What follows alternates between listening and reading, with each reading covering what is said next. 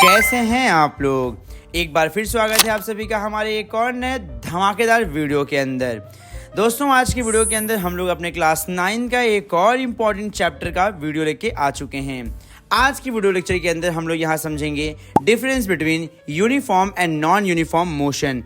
अगर आपके एग्जाम में एक क्वेश्चन आता है जिसमें आपसे पूछा जाता है कि बताइए यूनिफॉर्म और नॉन यूनिफॉर्म मोशन के बारे में आप क्या जानते हैं, तो आप कैसे इनका डिफरेंशिएट कर सकते हैं। जब भी आपके एग्जाम में यूनिफॉर्म नॉन यूनिफॉर्म मोशन को पूछा जाता है, आपको अपने पेपर पे दो हिस्सों में काट देना है। कैसे काटना है? स्केल से और पेंसिल से, कैंची से बिल्कुल नहीं काटना। कोई सेंस है इस बात की? पेपर को काट देने के बाद दो हिस्सों में पेपर के ऊपर आपको डालना है हेडिंग।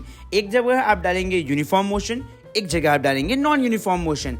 आइए वन बाय वन करके समझते हैं इनका मतलब क्या होता है।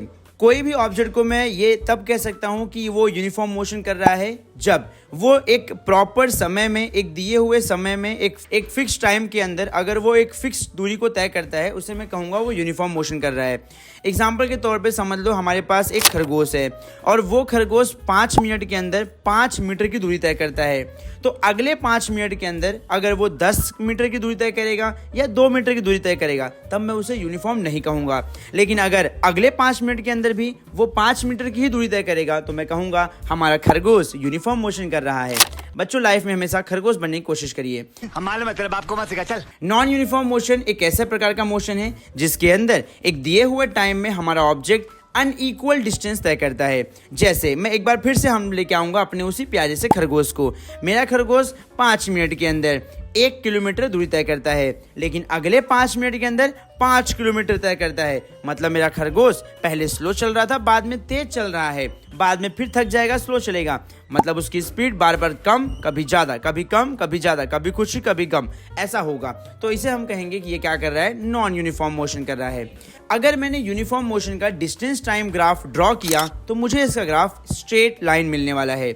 अब स्ट्रेट लाइन का मतलब आप जानते रहोगे, एक सीधी लाइन, तीर के जैसी सीधी लाइन। क्योंकि हमारा ऑब्जेक्ट यहाँ पे दिए हुए टाइम में, एक फिक्स टाइम में एक फिक्स दूरी तय कर रहा है, तो पहले 5 मिनट में 5 किलोमीटर, अगले 5 मिनट में 5 किलोमीटर, अगले 5 मिनट में 5 किलोमीटर। तो मतलब वो एक फिक्स टाइम पे एक फिक्स डिस्टेंस कवर कर रहा है। सो यहाँ पे जो ग्राफ बनेगा वो ग्राफ एकदम स्ट्रेट लाइन का बनने वाला है। देखो यार, जब भी आप डिफरेंस करते हो, डिफरेंस का मतलब होता है एक के अंदर जो काबिलियत रहेगी दूसरे के अंदर वो काबिलियत नहीं रहेगी। जैसे मान लो मेरे पास 2 बच्चे हैं, एक बच्चा सुबह जल्दी उठता है तो ऑब्वियस ही बात है दूसरा बच्चा लेजी होगा, आलसी होगा, तो वो लेट उठेगा। एक बच्चा काफी होशियार होगा तो एक बच्चा एकदम डम होगा, नालायक होगा। अब यहाँ पे यूनिफॉर्म मोशन के अंदर डिस्टेंस टाइम ग्राफ अगर स्ट्रेट बनेगा तो यह ऑब्वियस ही बात है नॉन यूनिफॉर्म के अंदर वो स्ट्रेट लाइन नहीं बनेगा। वीडियो लेक्चर के माध्यम से इन चीजों को समझना कितना आसान बन जाता है। आइए समझते हैं थर्ड पॉइंट। एक्सेलरेशन का मतलब होता है कि हमारा ऑब्जेक्ट कितना तेजी से अपनी स्पीड को इंक्रीज कर रहा है, उसे हम कहते हैं एक्सेलरेशन। यूनिफॉर्म मोशन के अंदर हमारा ऑब्जेक्ट अपना स्पीड नहीं बढ़ा रहा है, यानी कि इसका एक्सेलरेशन 0 है, ये एक्सेलरेट नहीं कर रहा है। आपने देखा होगा आपके पास जो बाइक वगैरह होती है उसमें राइट साइड में जो हैंडल होता है उसे एक्सेलरेटर कहते हैं। वो ना गोल गोल घूमता भी है, अगर आप उसे घुमाओगे तो गाड़ी की स्पीड तेज होती है।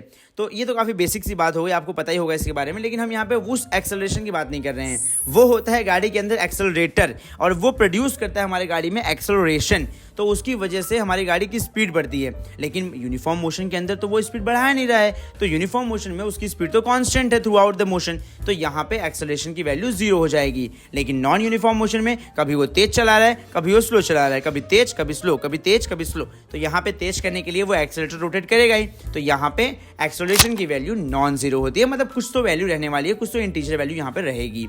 सो आई होप आपको यहाँ पे uniform and non uniform motion काफी अच्छे समझ में आ गया है।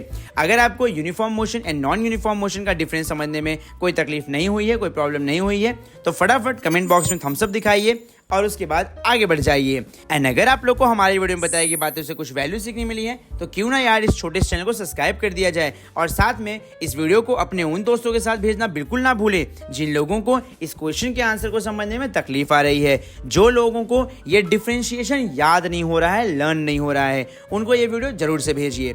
इसी के साथ आज का लेक्चर करते हैं समाप्त। And that's it for this lecture. As usual, thank you for watching. Jai Hind.